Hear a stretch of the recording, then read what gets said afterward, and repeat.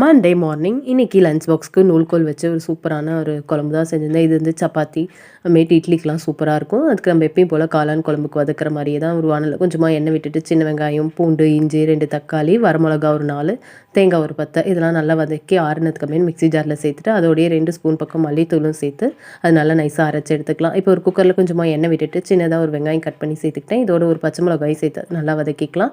நூல்கோலை இந்த மாதிரி சின்ன சின்னதாக கட் பண்ணி அந்த வெங்காயத்தோடு சேர்த்து அதோடு பார்த்திங்கன்னா ஒரு டீஸ்பூன் பக்கம் கரம் மசாலா, கொஞ்சமாக மஞ்சத்தூள் சேர்த்து இது எல்லாத்தையும் கொஞ்சம் நேரம் நல்லா எண்ணெயிலே வதக்கிக்கலாம். இப்போ நம்ம அரைச்சி வச்சிருந்த அந்த மசாலாவையும் சேர்த்துட்டு தேவையான அளவு தண்ணி, உப்பெல்லாம் சேர்த்து குக்கர் மூடி வச்சு ஒரு 3லேருந்து 4 விசில் விட்டால் சூப்பராக இருக்கும் இந்த நூல்கோல் குழம்பு. டைம் நம்மளே பார்த்திங்கன்னா இந்த மாதிரி நூல்கோல்லாம் வாங்கிட்டு என்ன பண்ணுறதுன்னு தெரியாமல் இருக்கும். ஸோ மோஸ்ட்லி பிரியாணியில் போடுவோம், அப்புறமேட்டு ஏதாச்சும் சாம்பாரில் இது போடுவோம். இந்த மாதிரி ஒரு டைம் அரைச்சி விட்டு குழம்பு செஞ்சு பாருங்கள், சூப்பராக இருக்கும். ஸோ நான் இன்றைக்கி லஞ்ச் பாக்ஸ்க்கு பார்த்திங்கன்னா சப்பாத்தியும் இந்த நூல்கோல் குழம்பு தான் செஞ்சிருந்தேன். சூப்பராக இருந்துச்சு. நீங்களும் கண்டிப்பாக ட்ரை பண்ணி பாருங்கள். நெக்ஸ்ட் மினி விலாகில் பார்க்கலாம்.